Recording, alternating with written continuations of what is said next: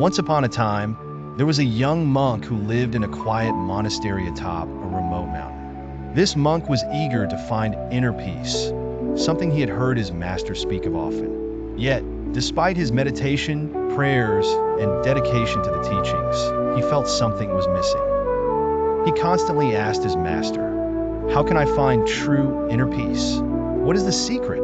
The master, a wise and patient man, listened to the monk's concerns.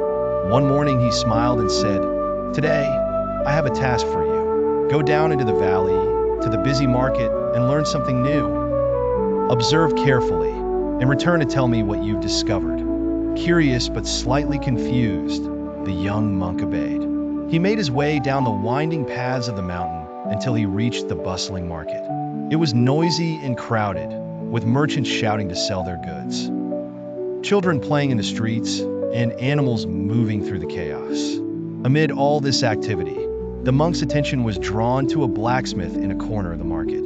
The blacksmith, an older man with strong hands and a focused expression, was hard at work forging swords.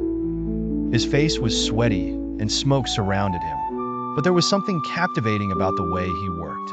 He hammered the glowing metal with precision, every strike of the hammer purposeful and deliberate. The monk approached him and asked, "Excuse me, sir. I see you are working so hard, and this seems like a difficult job.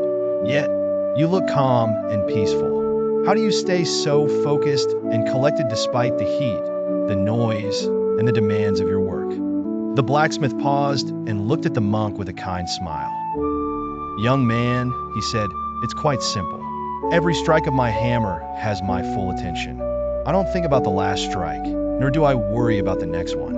All that matters is this moment, the task in front of me. When you give your whole self to the present moment, you will find peace, no matter how hard the task may seem." The monk stood there in silence, letting the blacksmith's words sink in. After a while, he thanked him and returned to the monastery. When he reached the top of the mountain, the master was waiting for him. "What did you learn?" the master asked.